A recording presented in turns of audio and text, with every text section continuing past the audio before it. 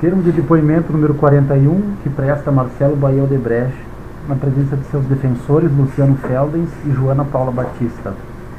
Marcelo, eu peço, por favor, que tu confirmes os teus defensores aqui, o nome dos teus defensores aqui presentes, e ainda que tu estás aqui de forma voluntária e espontânea para contribuir com o Ministério Público Federal, com base no acordo de colaboração premiada celebrado com suporte na Lei 12.850 de 2013.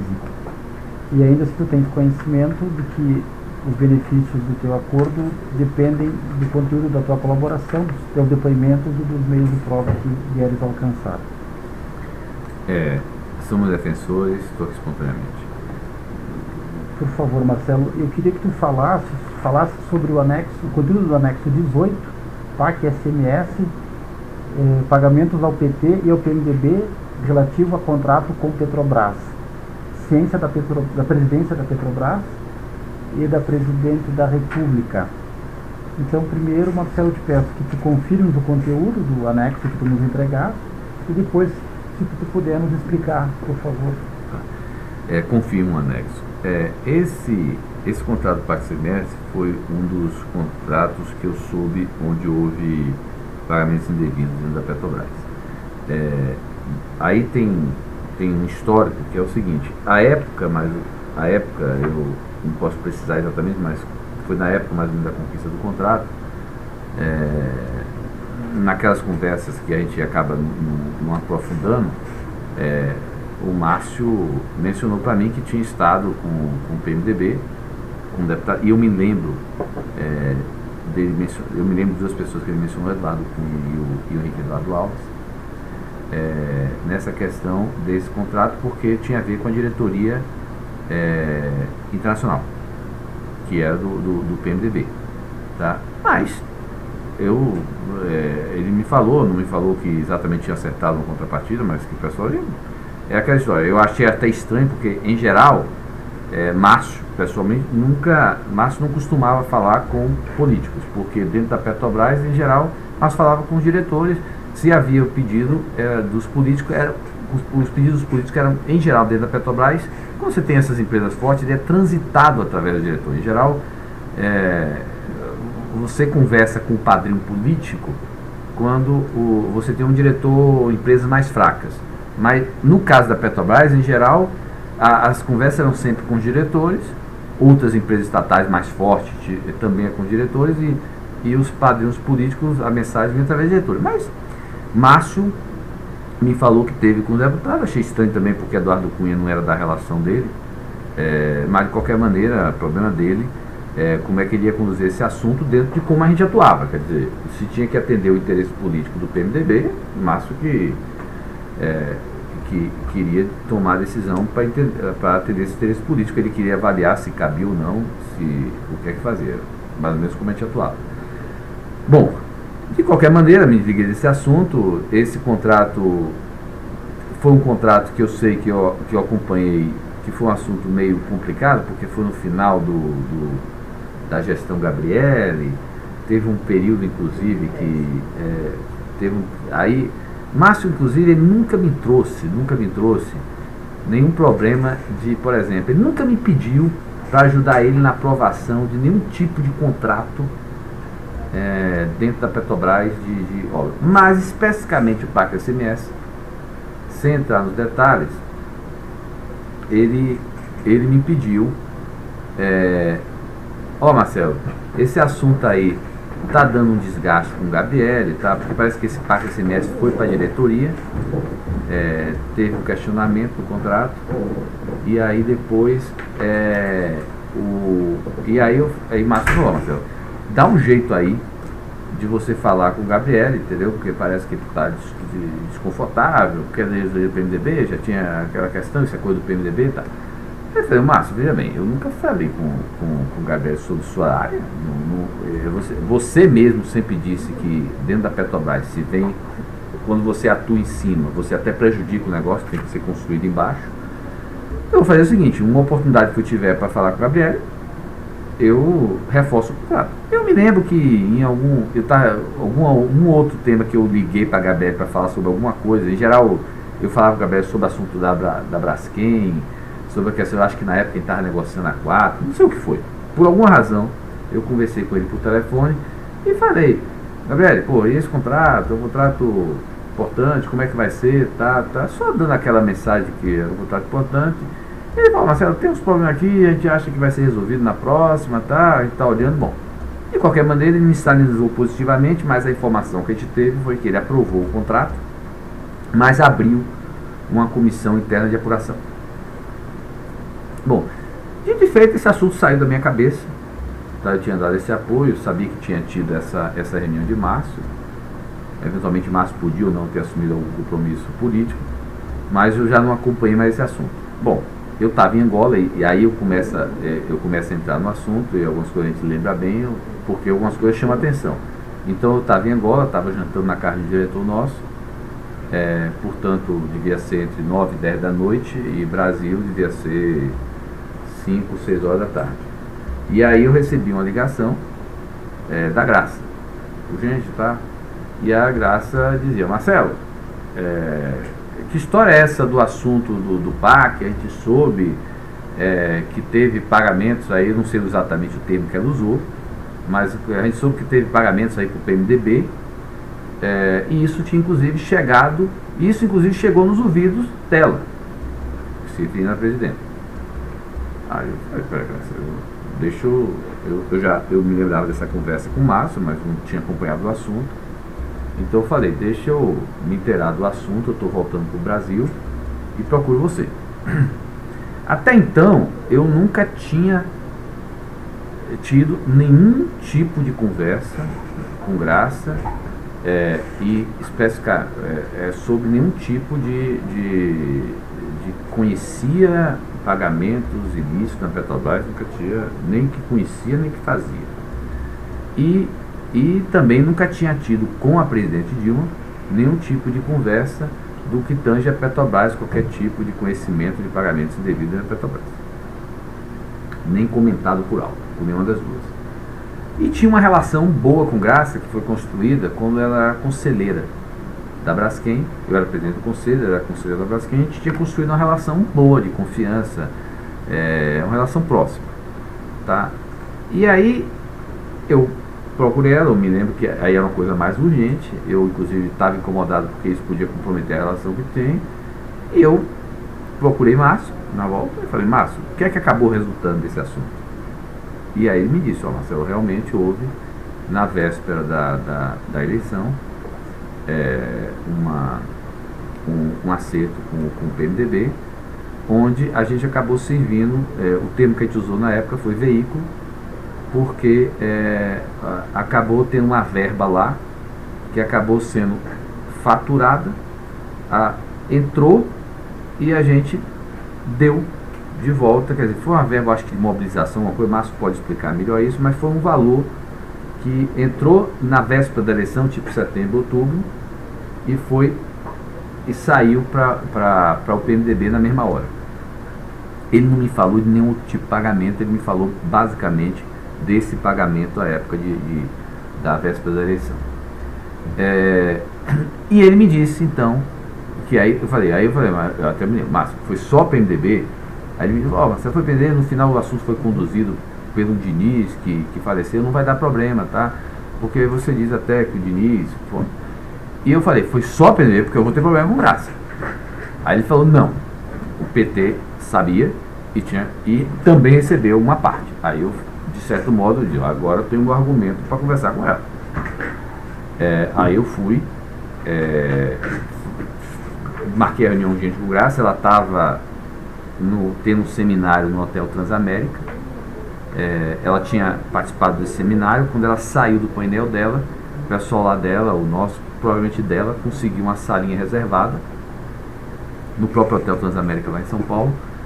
Eu tive a reunião com ela e aí eu falei, Graça, veja bem, eu tenho que ser totalmente franco, você sempre foi franco, a gente sempre teve uma relação aberta, veja bem, houve esse tipo de, não vou desmentir para você, eu procurei informação pessoal, houve, nós fomos veículo, entendeu? Quer dizer, não ganhamos nada com isso, quer dizer, a gente tinha um contrato, recebemos o valor e repassão do PMDB, foi um valor substancial, não conheço detalhes, sei que foi conduzido lá por um pessoal do PMDB, também não conheço detalhes, Porque eu também, eu nem procurei conhecer o detalhe, porque eu percebi desde aquela ligação de Angola que ela estava mais preocupada em saber quem era que tinha levado dentro do PMDB. E eu não queria alimentar isso, porque eu não vou ficar dizendo quem recebeu para outro, eles que se entendam. Então, eu disse, Graça, eu não sei quem é, eu sei que foi do PMDB. Agora, eu posso dizer o seguinte, o PT sabia. O PT sabia, Márcio me disse que o Vacari sabia, entendeu? Então, e também recebeu uma parte. Aí foi que a postura dela um pouco que mudou, porque ela que tinha me procurado para reclamar do pagamento devido para o MDB e que tinha chegado no ouvido dela qual era esse assunto, ela disse assim, então, aí mudou, aí a gente vai, e aí, como é que a gente resolve? Eu e você não estavam envolvidos na época, mas ocorreu, está aqui, eu disse para você, o PMDB recebeu, o PT recebeu, e aí, como é que a gente faz? A gente vai ter prejuízo agora? Aí ela disse, Marcelo, eu vou colocar uma pessoa de confiança para administrar o assunto, porque você acorde que tinha uma comissão interna de apuração andando dentro da Petrobras sobre esse assunto. Márcio ou Rogério podem confirmar, porque eu não me lembro o nome, mas eu acho que essa pessoa de confiança e graça até foi colocada, houve uma mudança, ela botou alguém dela para acompanhar esse assunto, mas por alguma razão, ou por fraqueza, ou porque saiu fora do controle, ou esse assunto teve aí a questão de revista, tudo, a mídia em cima, sai do controle. Sai do controle, eles pegaram o resultado da Comissão Interna de Apuração, mandaram para o Ministério Público Estadual. Porra, eu fiquei revoltado com ela, porque ela envolveu, não necessariamente aquele diretor que ela envolveu tinha qualquer conhecimento desse assunto, era um cara que só cuidou do contrato, entendeu? Eles fizeram de uma maneira, e eu, pelo que tinha me informado, não tinha necessariamente, o problema tinha sido essa questão do veículo. Eu falei, Graça, não é bem assim, você disse que ia administrar o assunto, não é cabível isso que você fez. E aí foi aonde começou, foi meu desgaste com Graça. E aí eu tenho uma troca de e-mail pesadíssimas com ela, pesadas mesmo, entre eu e ela. Inclusive eu peguei esses e-mails e mandei eles para presidente. Aí obviamente eu uso o Gilles ou o Anderson, o Gilles copiado por Anderson. Mas presidente, tô com esse problema com Graça, porque eu sabia de toda a relação que a Graça tinha com a presidente. Eu não falei nada para a presidente, até então não tinha falado nada sobre essa questão do SMS. Tô com esse problema com ela. O presidente da República. Presidente da República. Aliás, não, peraí, e na verdade eu soube que Graça tinha mencionado esse assunto com ela, e aí eu disse, olha, ela contou a versão dela, eu vou mandar a minha versão. Bom, e esse assunto ficou mal resolvido, tá? Tava gerando um estresse, a gente discutindo. Tive uma reunião com a presidente. Eu não me lembro agora se essa reunião, essas coisas, eu não me lembro se foi por este assunto ou esse assunto levou, mas foi mais ou menos na mesma época. Eu tive uma reunião com ela. Foi uma daquelas reuniões que eu me lembrei, foi na biblioteca do Palácio. E eu falei assim, aí eu fui claro, o presidente, falei, presidente, aí eu contei tudo que eu tinha contado para Graça, eu contei para ela. E disse, presidente, veja bem, não é justo o que Graça fez. No caso da presidente, ela sempre estava incomodada de querer saber. Eu achava que ela queria saber se Michel está envolvido, ela nunca, mas você percebe se ela queria instigar quem era a pessoa que estava envolvida por trás que estava recebendo isso. Quem teria recebido o dinheiro. Quem teria recebido o dinheiro. Do PMDB. Na verdade, gente, quando eu coloquei o assunto do PT, eu desarmei tanto ela quanto Graça, do ponto de vista de que eu desarmei, apesar de que eu não acho que as duas estavam envolvidas, não sabiam, mas na hora que eu coloquei, eu desarmei a questão, como é que elas iam conduzir esse assunto aqui para ver se o partido delas estava envolvido.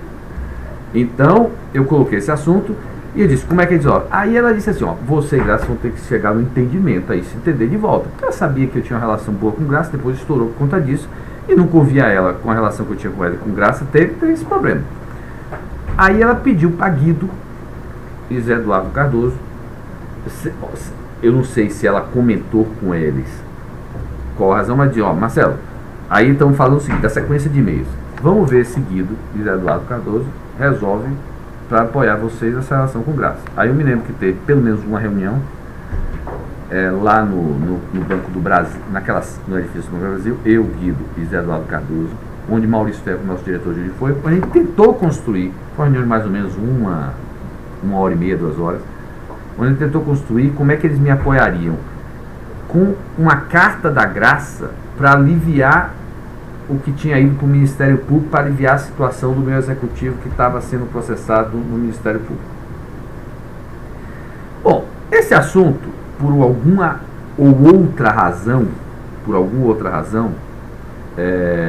que essas coisas eu não me lembro, aí mistura o Lava Jato, você entra tudo. Olha a história, acabou não se resolvendo, o contrato foi renegociado, redução de escopo, a gente acabou tendo prejuízo, bom, mas não se resolveu. Ou seja, ficou um assunto mal resolvido, este assunto. Duas coisas que eu acho importante mencionar também nesse assunto é o seguinte: nesse interim, eu sempre tive a preocupação de avisar algumas pessoas. Então, por exemplo, eu pedi para Cláudio Melo, que tinha relação com os caciques do PMDB, eu pedi para Cláudio Melo a dizer o seguinte: Cláudio, avisa lá, faça chegar no ouvido de Temer que ela está desconfiada de que algumas pessoas, que inclusive ela pode estar desconfiada dele, de que recebeu valor. Aí eu falei, Cláudio, eu não sei quem foi, entendeu? Agora faça chegar no ouvido dela, que ela faça chegar no só para ele estar avisado. E inclusive eu disse isso a Cláudio, provavelmente eu disse isso depois, mas não posso afirmar com certeza, de um encontro que eu tive com o Edson Lobão, que foi um encontro que eu tive com ele, onde foi tratar outro assunto, provavelmente discutir Belo Monte, qualquer outro assunto.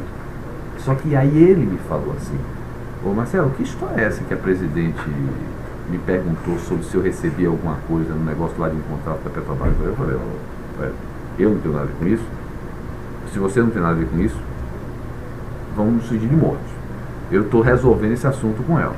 Então, isso foram, digamos assim, quem tomou conhecimento e como evoluiu desse assunto, que acabou evoluindo, e é o que eu tenho a relatar desse assunto do PAC SMS. Referente aos valores envolvidos, o senhor sabe quanto teria sido? Não, eu não sei, eu sei que foi relevante, eu sei que foi 10, 20 milhões de reais já na campanha. Não sei se teve outros pagamentos ao longo do contrato, mas eu sei que o que na época me foi informado, o que na época me foi comentado, e o que ela estava preocupada foi com esse tal pagamento que foi feito para a eleição 2010, para o grupo do PMDB. Eleição 2010. Eleição 2010. Foi setembro. Esse pagamento foi assim: o contrato foi assinado e teve, pelo que eu entendi, uma verba. O Márcio aí com certeza vai explicar isso em detalhes, mas teve uma verba, acho que de mobilização, alguma coisa, que eles botaram o valor e que o valor foi sair depois de alguma maneira, caixa 2, caixa 1. Os pagamentos também o senhor não sabe detalhes, o Márcio vai poder dar detalhes. E eu com certeza ele... forma como foi pago. Com certeza ele vai saber isso. Porque é o que eu digo, a forma, na verdade, alguns desses pagamentos pode ter sido até feito doação oficial, não sei.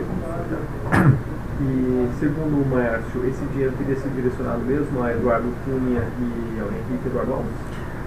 Veja bem, eu na época, ele me falou disso, ele falou, Marcelo, o que eu estava interessado era em dar satisfação à Graça. E o que me interessou foi saber se o PT estava envolvido, porque se o PT não tivesse envolvido, e eu não ia falar para ela quem. Mesmo que Márcio tivesse me dito quem do PMDB estava, eu não ia falar para a Graça. Ou seja, se foi feito um acerto com o PMDB, um acerto com o PMDB, eu não vou falar com o outro qual foi o acerto. Então eu não ia falar. Agora, o que eu fui direto para Márcio, o PT depois está envolvido, eu não quero saber, Márcio, quem estava no PMDB. Eu quero saber o seguinte: o PT estava envolvido nisso, ele me falou que estava. O senhor nem aprofundou para saber quem do PT está envolvido, quem recebeu não, esse dinheiro? O que Márcio me disse foi que era conhecimento do Vacari, que era conduzido do Vacari. Foi o que o Márcio me disse. Nessa reunião que foi feita com o Guido, o Zé Eduardo e o Maurício Ferro, esses fatos foram expostos claramente? Não. A discussão, depois que eu levei esse assunto, que eu expliquei, o meu problema passava a ser resolver o problema jurídico. O que a pauta, digamos assim, da reunião era a sequência de e-mails que eu tinha trocado por Graça, que obviamente eu não menciono isso. O que eu posso até deixar implícito nos e-mails que ela tinha alguma coisa que ela sabia, mas não. Na verdade, com o Guido e com o José Eduardo Cardoso, eu não me lembro de.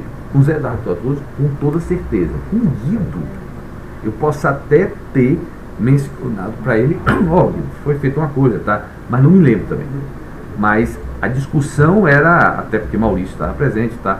A discussão era para resolver o problema da minha briga com Graça e de como ia resolver o problema do meu executivo. Não se falou da ilicitude do contrato. Última questão, eu só não entendi por que foi instaurada essa investigação interna, a partir do quê? Como é que chegou isso aí? O que eu entendi, e aí esse detalhe eu acho que Márcio vai poder explicar com mais detalhe, o que eu entendi da época foi o seguinte: esse assunto do PAC-SMS foi para a diretoria, certo? A essa altura do campeonato, o Gabriel, no final da gestão dele, tudo que vinha da diretoria internacional, PMDB, ele estava já refutando. Quando veio este contrato, ele criou dificuldades. E aí, ele acabou aprovando, mas sabe aquele, vou aprovar, mas vou complicar. Então ele aprovou e abriu a comissão interna de apuração. Foi isso que eu entendi que ocorreu. O Márcio pode confirmar exatamente. E foi essa comissão interna de apuração que deve ter gerado as informações que chegou no vídeo de Graça. Ela nunca me disse como ela soube dessa informação,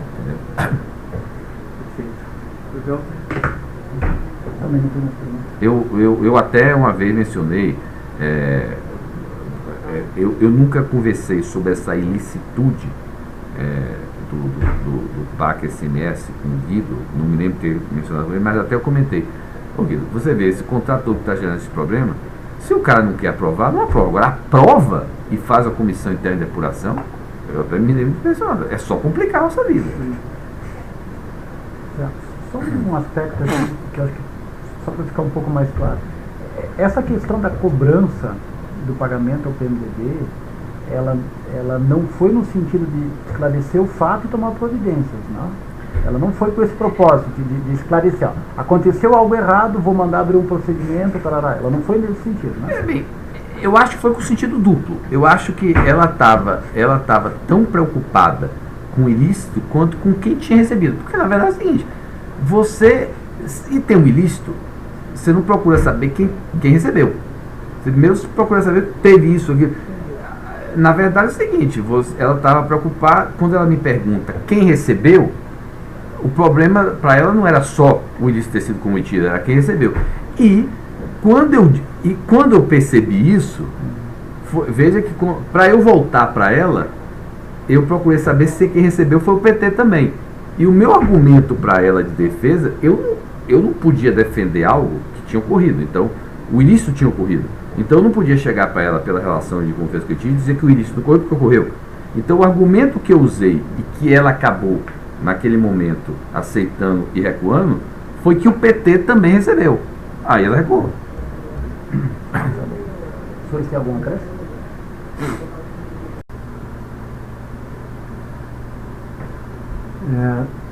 Termo de depoimento colhido aos 12 dias de dezembro de 2016 na sede da Superintendência da Polícia Federal no Paraná. Presente Marcelo Bahia Odebrecht e seus advogados Luciano Feldens, Débora Poeta e Joana Paula Batista. Presentes ainda a Procuradora da República Jerusa Burman Vicelli e o Procurador Regional da República Antônio Carlos Welter. Marcelo, eu vou lhe fazer algumas perguntas, algumas colocações. Eu vou lhe pedir que o senhor responda, por favor, olhando para a Câmara. O senhor está presente aqui nos termos da Lei 12.850/2013 para prestar depoimentos enquanto colaborador da Justiça e do Ministério Público Federal. Eu queria, por favor, que inicialmente o senhor dissesse, nos confirmasse se esses advogados que eu mencionei são seus defensores E se o senhor comparece aqui de livre e espontânea vontade em face de um acordo de colaboração que o senhor celebrou com o Ministério Público Federal? Sim, são meus defensores e compareço espontaneamente. Tá bem. Bom, então, dando início ao depoimento, eu vou pedir como termo 0 que o senhor, por favor, descreva as suas atividades. O senhor faça um breve histórico da sua vida profissional, por favor. Eu me formei em 92, comecei num projeto em Salvador, no edifício Banco de Tóquio, na construção do edifício Banco de Tóquio. Depois trabalhei 2 anos na construção da hidrelétrica de Corumbá, em Goiás. Depois fui trabalhar 1 ano nos projetos que a gente tinha na área de offshore na Inglaterra. Depois tirei 1 ano para fazer o MBA.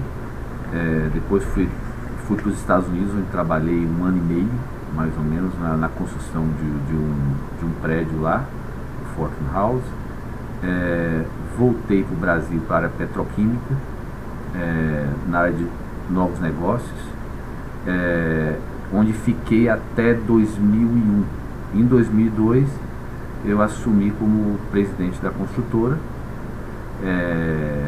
que a gente chama de diretor-presidente da construtora, ou quer dizer, ele é da construtora, onde fiquei até 2000. E em 2008, no segundo semestre de 2008, em agosto de 2008, já no processo de transição, eu assumi a presidência do Conselho da Braskem e a vice-presidência da Odebrecht S.A.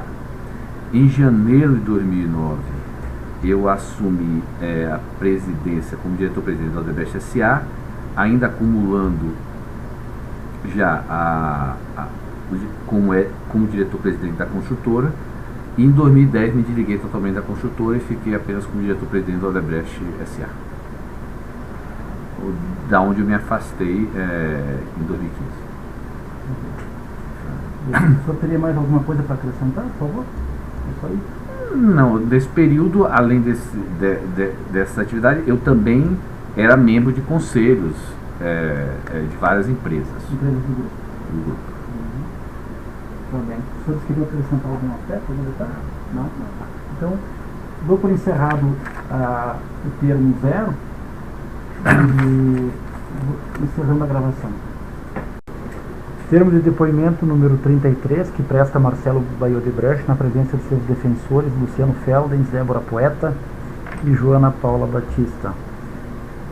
Marcelo, eu indago se estes são os defensores por ti nomeados e ainda se é de livre e espontânea vontade que compareces hoje para prestar esse depoimento em face do acordo de colaboração premiada firmado com o Ministério Público Federal com base na Lei 12.850 de 2013. Indago ainda se está ciente de que os efeitos da colaboração premiada dependem do conteúdo dos teus depoimentos, bem como dos elementos de corroboração que vais apresentar. Somos defensores, estou aqui espontaneamente. Marcelo, eu vou lhe pedir, por favor, para falar sobre o anexo 33, Guerra dos Portos, influência política na aprovação da resolução do Senado Federal beneficiando a Braskem. Eu peço que tu confirme o conteúdo do anexo que foi entregue pela tua defesa e que, por favor, explique o conteúdo dele para nós. Confirmo o conteúdo do anexo. Esse é um exemplo daqueles temas que estão na minha agenda, que ocupou grande espaço na minha agenda. Não esse tema era um daqueles temas que não era só do Odebrecht, outras empresas, mas que, novamente, pela relação que eu tinha, eu acabava sendo um dos interlocutores mais constantes comigo desse tema. O acesso que eu tinha por conta da relação que eu tinha com ele, diferenciada. Esse tema era a questão do incentivo que era dado por alguns estados à importação de produtos e que geravam discussão no mercado interno. Então você tinha clientes da Braskem sendo beneficiados com essa questão, gerando problema para outros clientes da Braskem de outros estados. Assim como a Braskem, outras indústrias tinham o mesmo problema. Esses estados, Santa Catarina e Espírito Santo, se eu não me engano, eram os mais problemáticos, até por estar perto do mercado consumidor do Sudeste. E esse acabou sendo resolvido e também foi mais um daqueles temas. Esse acabou sendo resolvido porque foi mais um daqueles temas que foi resolvido, medida provisória, foi resolvida dentro do Congresso, e foi um dos temas também que junto com outras empresas foram feitas compromissos de uma maneira implícita ou explícita, aí o Cláudio pode informar, junto ao Congresso e novamente coordenado por Jucá. Foi um dos temas que também houve coordenação do Jucá para resolver. Então, muito parecido com outras questões. Qual foi a interrupção com o Fernando Pimentel e com o Matheus? É porque esse tema da Guerra dos Portos, em tese é do MEDIC. É um tema do MEDIC, Desenvolvimento, Indústria e Comércio. Alguns temas como esse, você tem que criar um apoio técnico, um embasamento técnico para o governo ajudar, mas no final, esse tema, como é a questão tributária, tinha a ver com você ressarcir alguns estados, acaba sendo liderado pela Fazenda. Então, esse assunto, o Pimentel ajudava, a indústria toda pressionava o Pimentel, mas esse tema, no final, quem tinha que dar, do ponto de vista do governo, a voz era o Guido, quem tinha que negociar com os estados, porque os estados pediam contrapartida para abrir mão do incentivo. Então, isso foi, quer dizer, é mais um daqueles temas que entrava numa agenda de... E como é que terminou? Esse acabou resolvendo. Esse acabou... Parando as alíquotas? Eu não me lembro exatamente qual foi a solução, mas essa PRS resolveu o assunto e acabou com o incentivo aos portos. Tá, e a Braskem ganhou o quê? Na verdade, não é a Braskem diretamente. Você acabou... os clientes, você tinha, por exemplo, o que acontecia? Os clientes da Braskem, de São Paulo, estavam perdendo para o cara que trazia o produto importado de Santa Catarina. Então, na verdade, você não importava os produtos da Braskem. Você muitas vezes importava não só o produto que a Braskem vendia, mas importava produto do seu competidor. Uhum. Então, teve uma época de discussão que como é que funcionava, por exemplo. Nessa discussão, a gente tentou resolver com os estados. Como a gente tinha acesso ao governo de Santa Catarina, ao governo do Espírito Santo, a gente tentou resolver. Aí, por exemplo, o estado vinha para tentar calar a boca da gente, vinha com a ideia, então eu vou fazer aqui, vou tirar o produto da Braskem da lista do incentivado. Mas não resolve, porque você pode tirar o produto da Braskem, mas se você deixar o nosso cliente, a gente se prejudica do mesmo modo. Então, na verdade, era um prejuízo para todo mundo. Havia implícita ou explicitamente a ideia de que isso de alguma forma deveria reverter para a campanha política ou alguma outra... Não houve, como foi no refis da crise, um pedido explícito. Não sei se houve para outras empresas. Para a gente, na relação que eu criei, não houve, mas entra naquela... apesar de não ser algo assim, algo como rei, que o cara vê que a gente, de certo modo, entra naquele favorzinho que ele acha que prestou a gente e que ele, na hora que ele for lá atrás, ele vai dizer, mas aquele assunto eu resolvi, tá? Sempre entra. Tudo que você pede, mesmo que seja legítimo e justo e que foi em função de problema criado pelo governo, ele vai lembrar você na época que ele... Essa proposta de resolução do Senado, 72 de 2010, como é que ela começou? Quem é que propôs ela? A Braskem teve alguma interferência Não, esse assunto, na verdade, quando eram esses assuntos, muitas vezes você conduzia através, esse caso aqui, você conduzia através das entidades de classe, CNI, tá? Óbvio que a gente, pelo nosso peso específico, a gente sempre tinha influência, ajudava, tá? Mas não era, nesse caso específico, não tinha a cara da Braskem na frente. Uhum. Que acontece que a gente acabava, toda hora que a gente entrava, e muitas empresas acabam se acomodando, quer dizer, você bota uma ou duas empresas na frente que tem maior poder, até para elas não ficarem com o compromisso. Isso era muito comum. Só fazer uma pergunta mais geral. Obviamente vocês tinham concorrentes no mercado em determinadas áreas, né? Nessas horas dava para sentir também que havia outros interlocutores do mesmo peso teu junto ao Manteiga e pode ter gerado algum conflito e que a solução pendeu para o outro lado, não pendeu para vocês? Na indústria, quando você está falando aqui nesses temas específicos, nesses três temas, não. Porque eu estava tudo em não, outros, porque né? eram temas que, em tese, por exemplo, nesse caso aqui, com quem é que você era contrário? Quem era contrário? Quem importava. Então, às vezes você ia para as entidades empresariais e você via que tinha pessoas que eram contrárias. Aí você via o cara, na verdade, não era mais produtor local, o cara era importador. Então sempre, toda hora que você tira uma coisa, alguém está se beneficiando desse negócio. Alguém está perdendo. Entendeu? Os senhores têm algum acréscimo? Não. Então, encerra o depoimento. Termo de depoimento número 24, que presta Marcelo Baia Odebrecht, aqui acompanhado de suas defensoras, doutora Débora Poeta e Joana Paula Batista. Marcelo, esse termo está sendo gravado, ele diz respeito ao acordo de colaboração premiada firmado com o Ministério Público Federal com base na Lei 12.850 de 2013. E eu te indado se tu estás aqui de forma espontânea e voluntária para participar. E se tu tens conhecimento de que os efeitos da colaboração premiada dependem do conteúdo da tua colaboração e ainda dos elementos que forem entregues ao Ministério Público. Somos advogados e estou espontaneamente. Muito bem.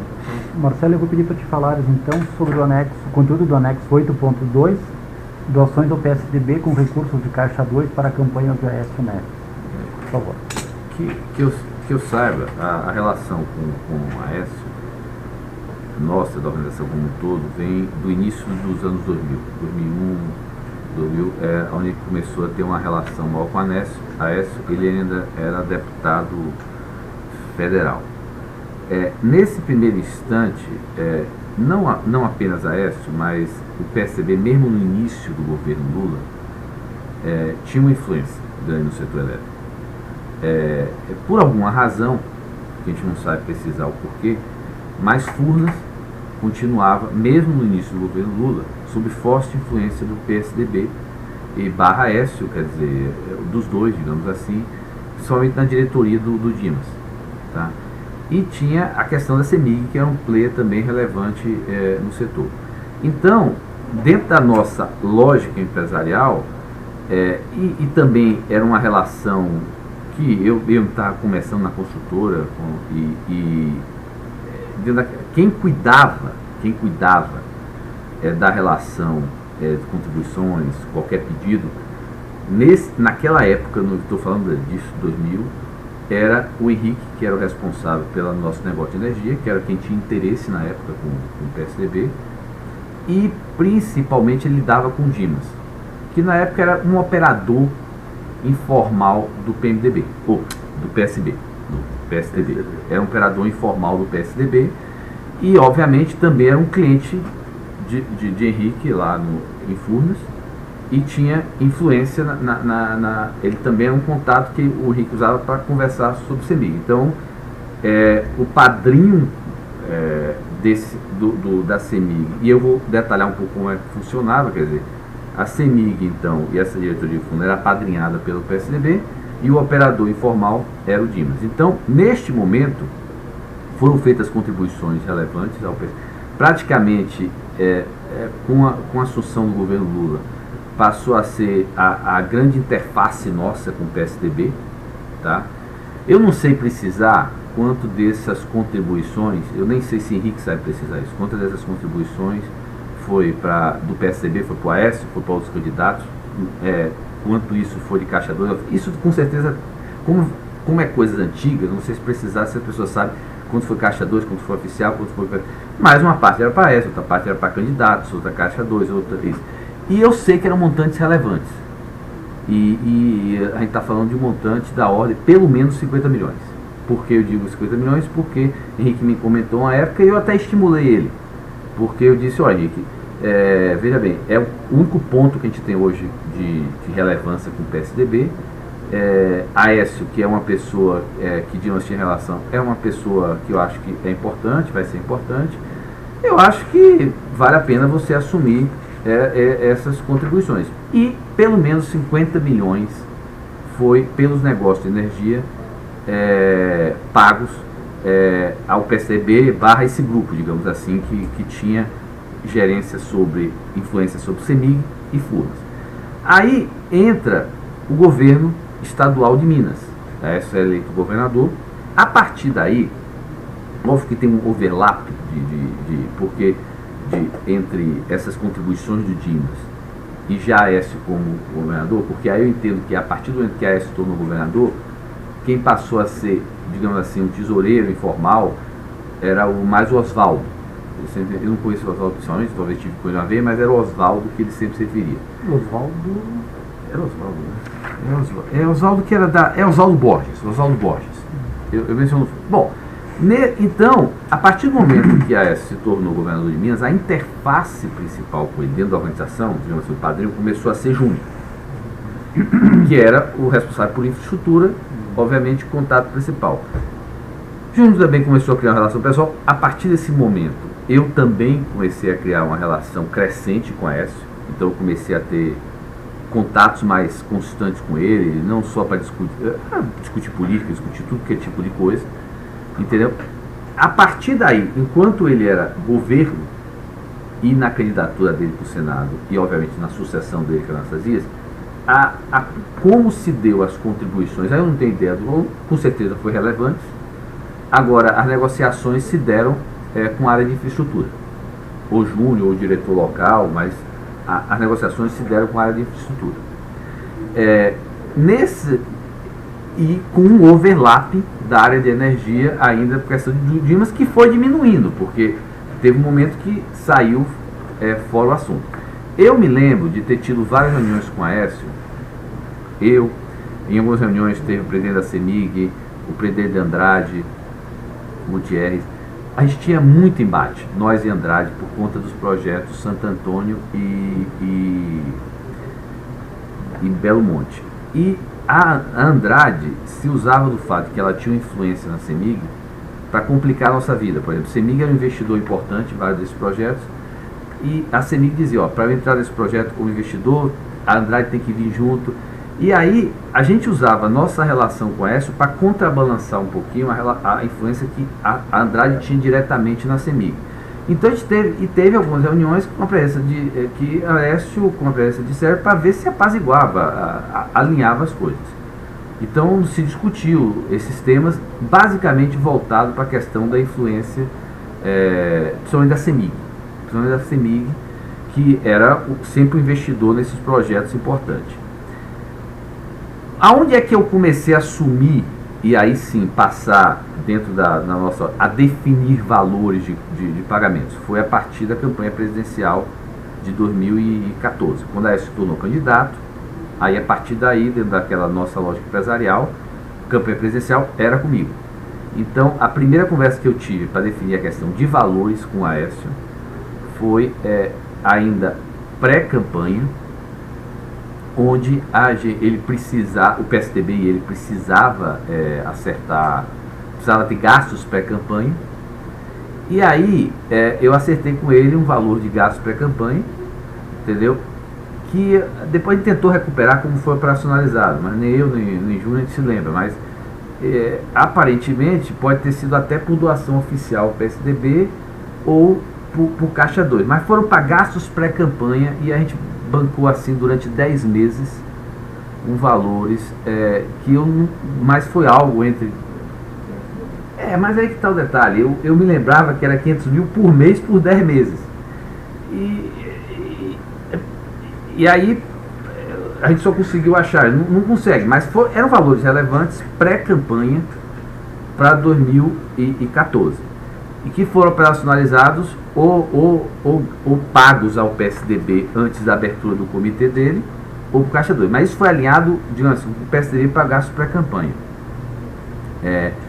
Esse foi o valor que eu acertei com o Aécio, quer dizer, é um momento que não tinha aberto o comitê e o PSDB precisava isso para gastos pré-campanha, questão de pesquisa, essas coisas todas. Depois a gente fez uma doação oficial a Aécio, que no montante é mais ou menos equivalente ao montante para Dilma, que era mais ou menos 5 milhões. Deve ter feito também alguma contribuição, mas por volta de 2, 3 milhões no comitê do PSDB para ele. Ou seja, do ponto de vista oficial, a gente equilibrou o valor de Aécio com o valor de Dilma e ponto. Aí teve, na véspera do segundo turno, na véspera do primeiro turno, o Aécio estava naquela subida, estava aquela discussão se Dilma ganhava ou não no primeiro turno. Aécio tinha a chance de ir para o segundo turno, mas ele, acho que foi duas coisas poucas, mas ele precisava um fôlego na véspera de recurso. E ele pediu um encontro comigo.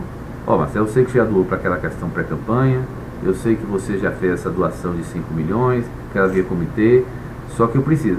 E eu disse para Aécio naquele momento, Aécio, a gente tinha a mesma limitação de caixa 2, por causa daqueles problemas que ele estava viabilizando, e eu falei, Aécio, é complicado, porque eu não posso aparecer doando para você até na véspera, mais do que para Dilma, tá? E aí a gente combinou, porque é aquela história, ele também tinha assumido compromissos de apoiar algumas candidaturas. E coincidia que eram pessoas que a gente tinha relação, gostaria de apoiar. Então, e a gente falou alguns nomes na época, eu me lembro do nome Agripino. A gente falou o nome de Agripino. Eu falei, esse é um candidato que a gente não tem nenhum problema. Então a gente apoia e diz que o dinheiro veio por recomendação sua. Você não tem esse compromisso de apoiar ele? E aí eu combinei no final dessa reunião, vamos fazer o seguinte, o Sérgio, que é o nosso diretor lá, procura o Oswaldo. O Júnior nessa época estava com um problema familiar, então não consegui falar com ele, porque o Júnior é o líder do Sérgio.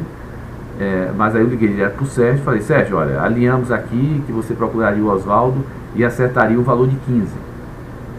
Me liguei do assunto. Aparentemente, o que parece que ocorreu foi que por algum acaso, ou parcialmente ou totalmente, nem precisou esses valores. Parece que o Sérgio programou e depois cancelou vários. Entendeu? Mas aí com certeza ele deve estar no relato dele detalhando o que aconteceu.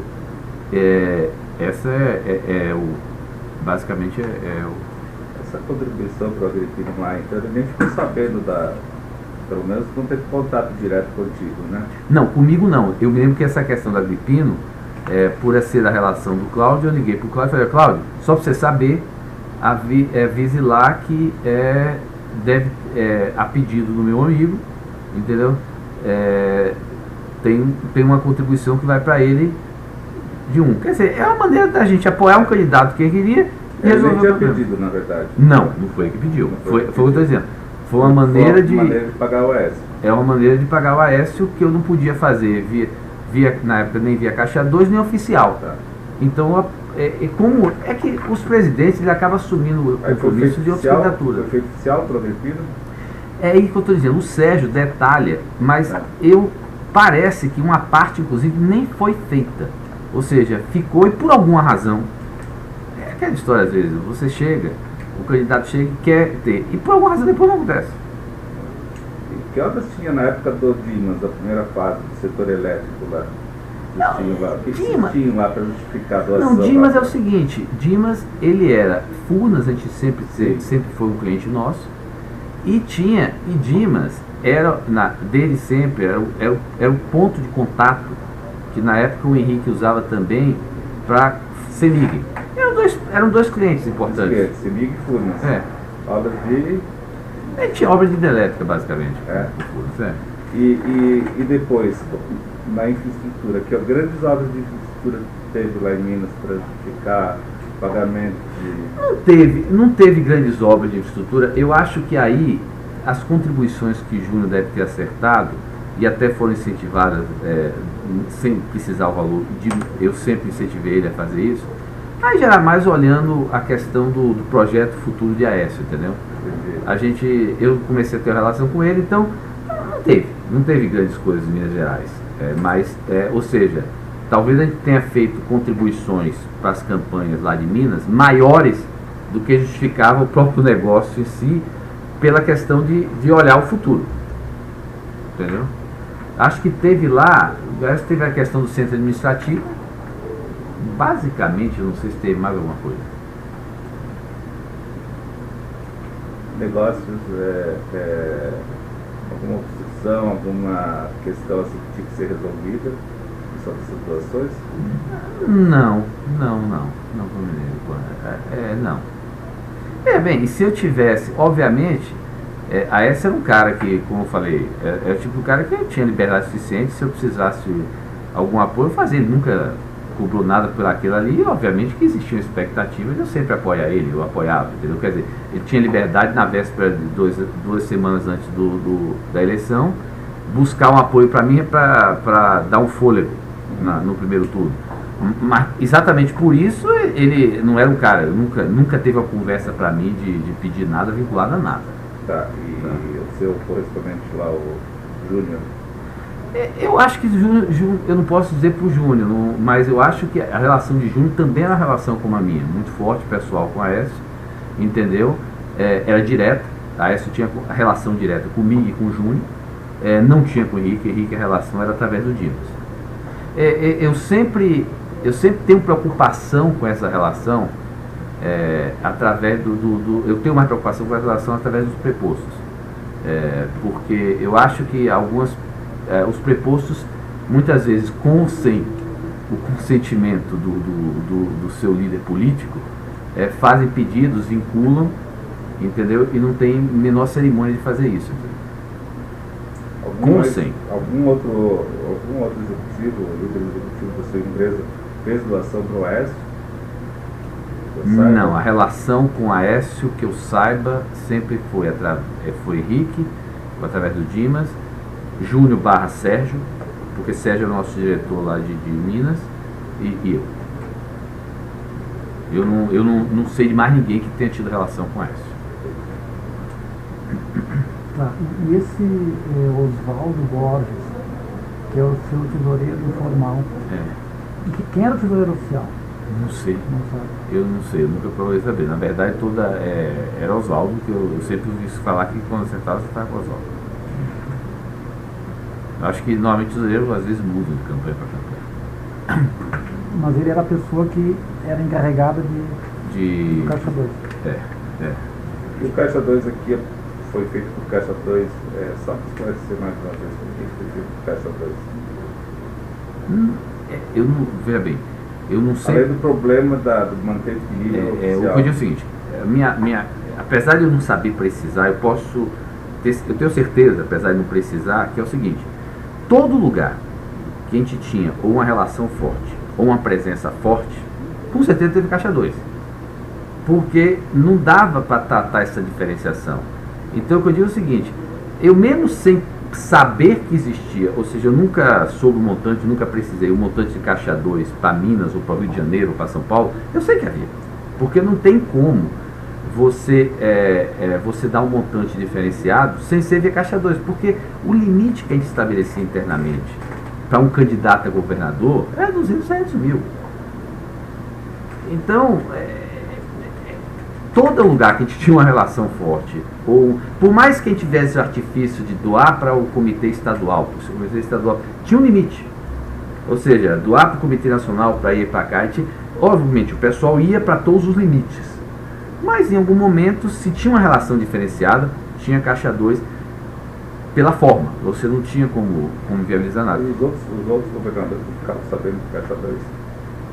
Não, todo mundo sabia que tinha Caixa 2. Não sabia quanto? Não sabia quanto, então ninguém sabia quem era quem tinha um tratamento mais diferenciado. Todo mundo sabia. Veja bem, eu não conheço nenhum político no Brasil que tenha conseguido fazer qualquer eleição sem Caixa 2. A Caixa 2 era 3/4, que eu estimo. E não existe ninguém no Brasil eleito sem Caixa 2. O cara pode até dizer que não sabia, mas recebeu o dinheiro do partido que era Caixa 2. Não existe. Não existe. Era um círculo vicioso que se criou. Tanto é assim que na hora que resolveram cancelar ou que se começou a escrutinizar mais, teve que aumentar o fundo partidário para início de conversa. A eleição ficou agora mais barata, a eleição não tinha como. Não existe. Um político que disser que não recebeu Caixa 2 está mentindo. Esse crime eleitoral, todo mundo praticou. O que eventualmente pode não ter praticado é aquela história. Caixa 2 virou uma coisa que ninguém mais tratava como crime. Ninguém mais tratava como crime.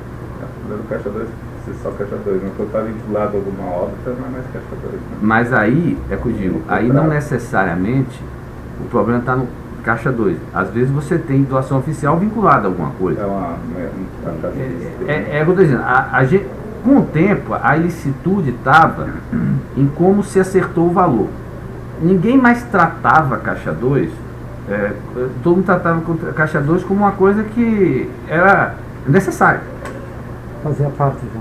Fazia parte, e aí o cara dizia, ó, se eu não desse Caixa 2, como é que eu vou ser um candidato que vou mostrar uma prestação de campanha de 100 e meu concorrente vai mostrar 10? Tipo assim, entendeu? E também, é o seguinte, eu não sabia a época, mas através do que a gente foi, investigações, parece que também teve uma parte desse Caixa 2 aí para as contribuições do PSDB de Minas, não sei quanto de essa, não teve também, parece que alguma coisa via marqueteiro, né? Que não era para ser, aquele princípio nosso que não pegar contrato. Exatamente. E que caso específico dá para saber? Não, eu soube, o pessoal fez a pesquisa agora, na época, a gente descobriu isso na época da... Porque é tipo da coisa, não era para ter. Não era para ter. Mas não foi autorizado por você, né? Não. Volto a afirmar, eu sabia não precisava me dizer, eu sabia que aonde a gente tinha relação diferenciada e onde a gente tinha presença forte, com toda certeza a gente apoiava muito. Se apoiava muito, tinha que ter Caixa 2. Porque o Caixa 1 era uma parte pequena da nossa contribuição. E que era o marqueteiro lá de Minas? Eu não sei. Eu soube depois que o pessoal começou as investigações para isso e foi identificado que uma parte do Caixa 2 foi via marqueteiro. Também não sei para que campanha específica. É isso, né? Os caras têm alguma consideração? Não. Então, dou por encerrado o termo de depoimento número 24. Termo de depoimento número 21, que presta Marcelo Baio Odebrecht, aqui presente e acompanhado de seus defensores Débora Poeta e Joana Paula Batista. Marcelo, eu peço que tu confirme que estes são os teus defensores, e ainda que tu estás aqui de forma voluntária e espontânea para contribuir com o Ministério Público com base no acordo celebrado com suporte na Lei 12.850 de 2013.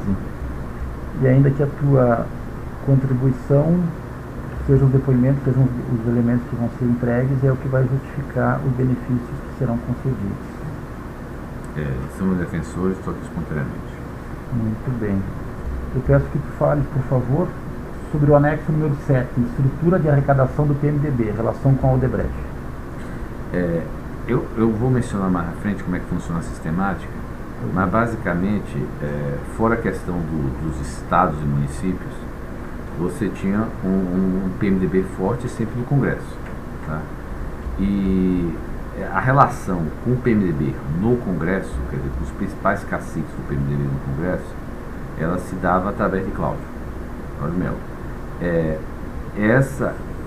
O que Cláudio dizia sempre pra gente, quer dizer, eu acho que além de Cláudio, todas as reuniões, tanto comigo quanto com os outros, eram bem protocolares. Eu nunca tive nenhuma reunião com eles que não fosse protocolar, assim como com os outros LS. O que a gente sabia, que o Cláudio sempre dizia a gente, era que no Senado, a pessoa que ele sempre se referia, e várias vezes a gente sempre dizia, era o Jucá.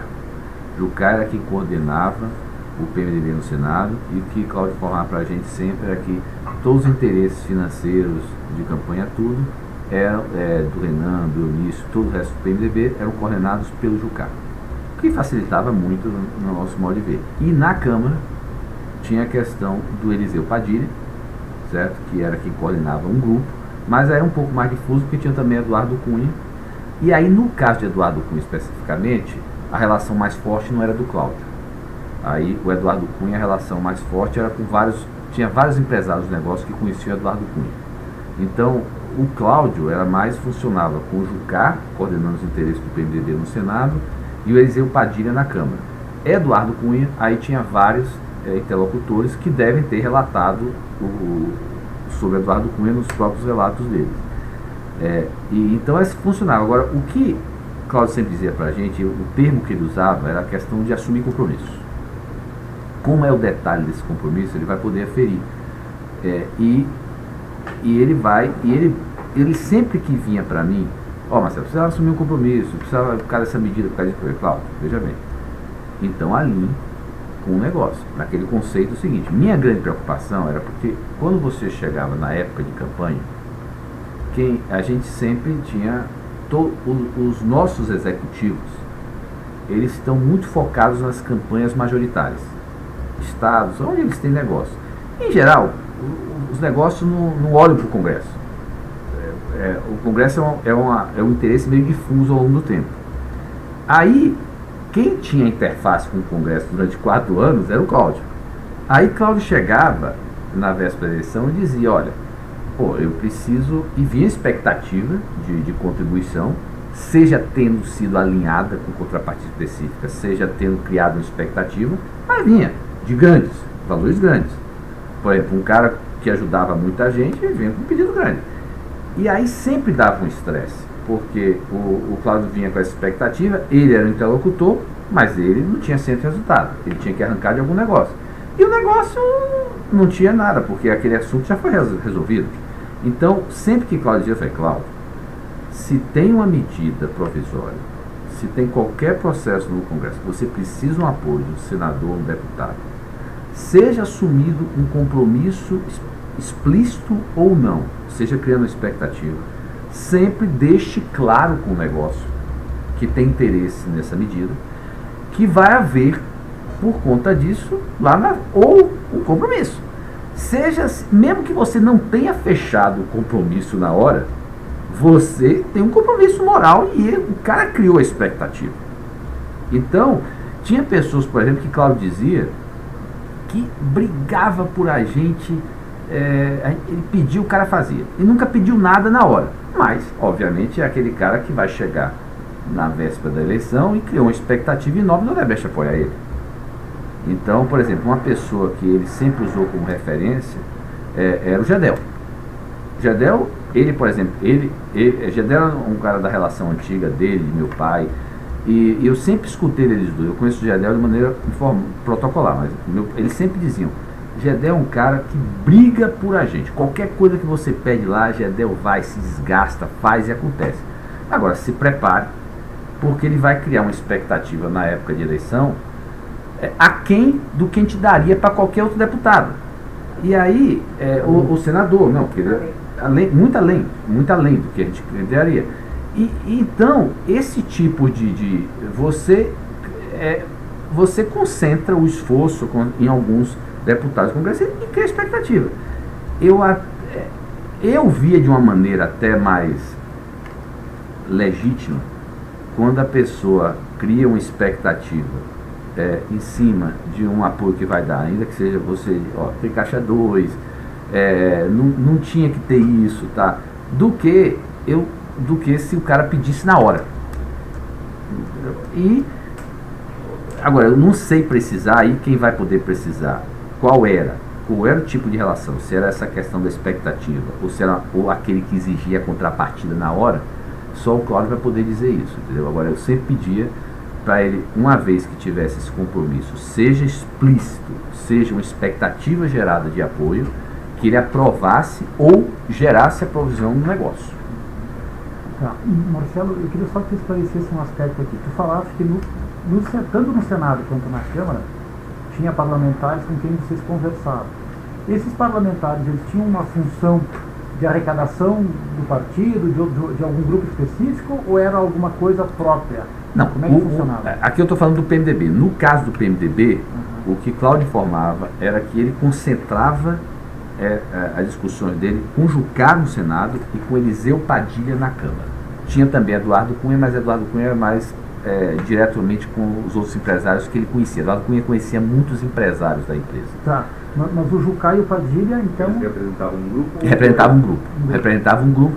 Representava, dizendo assim, o que Cláudio Semir dizia é o seguinte, olha, eu acerto com o Jucá, está resolvido o PMDB da Senado, acerto com o Eliseu Padilha, está resolvido o PMDB da Câmara. Tá bem. Eu sei que até já tratou disso num outro anexo, mas o caso da MP 613 tinha interesse da Braskem. Como é que a coisa mais ou menos funciona? Todas, se tinha interesse da Braskem, ele avisava que, claro, se você vai assumir algum compromisso, você alinhe com o pessoal da Braskem, seja esse compromisso explicitado na hora, seja expectativa gerada, alinhe com o pessoal. Ou seja, era uma coisa que eu sempre dizia para ele. Ele vinha, muitas vezes era mais fácil para ele tentar obter minha autorização. Não é que eu não fosse autorizar porque era ilícito ou lícito, simplesmente ele dizia, claro, o dinheiro não vai sair de mim, então você busca a autorização de quem vai pagar. Então eu sempre informava isso, para ele, mesmo que não tivesse, talvez até fosse mais fácil, entre aspas, e mais legal, mas mais fácil, se o cara pedisse na hora. Mas muitas vezes não é isso que acontece. Muitas vezes você cria expectativa E aí eu dizia, cuidado, se você está criando expectativa, você provisione com o negócio. Porque na hora daqui a 3 anos que você for pedir aquele negócio, a fatura vinha, aí você vai dizer, ó, tal deputado, 500 mil. Por que eu vou dar? Aí você vai lembrar que o cara apoiou, não. Avise a ele agora. Entendeu? E aí então tu fazia não uma vinculação objetiva, mas alguma vinculação entre um negócio lá atrás, de onde havia um provisionamento para pagar aquela doação no futuro. Aí o que havia é o seguinte, aí com essa disciplina, com o tempo, no início foi difícil, mas eu falei, Cláudio, aí quando chegava na campanha, mais ou menos, os negócios já sabiam quem ia arcar com cada deputado. Sim. Porque lá atrás havia sido feito um acordo, um acerto para resolver um problema. Explícito ou não. Quer dizer, ou foi feito um acordo, aí Cláudio vai precisar se foi feito um acordo, ou foi gerado uma expectativa por conta do apoio que deu. Caso a caso. Como é que vocês controlavam isso tudo assim? Cada negócio controlava o seu. Assim, alguém, para ter todos esses detalhes, esses dados, controlar de que maneira? Aí cada um sabe o compromisso que assumiu. Eu não sei como é, cada um sabe o compromisso que assumiu. Eu acho que grande parte, o que é que eu vejo é o seguinte, eu acho que as pessoas que a gente tinha uma relação mais forte, em geral fica naquela questão da expectativa. Tá. Porque, em geral, você não cria uma relação, sustentável naquele toma lá da cá. Você não cria uma relação. Se você chegasse para um deputado, pô, me apoia aqui, e toda hora que você pede um apoio, o cara diz, ó, eu quero tanto, não é uma relação sustentável, eu acho. Em geral, aquelas relações mais duradouras são as relações que fica. O cara sempre te ajuda e você está sempre ajudando ele. Quanto mais ele vê que ajudou ele, mais criou expectativa para a eleição seguinte. É uma coisa que é meio fluida, né? Se você não tem uma conversa a priori, fica uma expectativa, tá? Então é meio fluida. Quando chega na época da eleição, tem sempre aquela negociação, o cara pede, pô, eu quero 4, aí eu quero 5, aí, pô, 5, 4, mas eu te apoiei naquilo ali, tá. Então, aí é que entra a questão de ele buscar nos negócios. Era um desgaste só. Isso. Mas essa negociação acontecia contigo com os diretores de cada... Não, aí eu vou dizer, depende, aí é caso a caso. Eu tenho um anexo que eu detalho exatamente, porque aí era uma coisa bem ampla como é que funcionava a questão. Eu tenho um anexo que eu falo exatamente sobre sistemática de campanha. Tá. Mas é de modo geral. Aqui eu estou concentrando no tema do PMDB, mas eu tenho um anexo que eu falo sobre como funcionava a nossa sistemática eleitoral na organização como um todo. Entendi. Então vamos esperar o anexo. Tá. E Marcelo, tu referes aqui também no teu anexo, esse jantar no Palácio do Jaburu. Que eu tenho um anexo específico, talvez você não deixar para o anexo. Só para dar uma pincelada aqui, como é que foi essa janta? Que foi um jantar que teve no assunto do Cláudio. Eu estive com o Cláudio, o Eliseu e o Michel. Entendeu? Para se discutir uma doação de 10 milhões de reais. Acho que é isso, então vamos ver o detalhamento aqui. Tá certo. A senhora tem alguma acréscimo? Não. Agora é o próximo. É o próximo. Então Agora, é porque vocês estão fazendo por ordem, né? Ou vocês Isso. querem falar de Michel? Querem por ordem. Então, é isso. Porque aí vai mais, não se perde. Então dou por encerrado o depoimento. Número 20.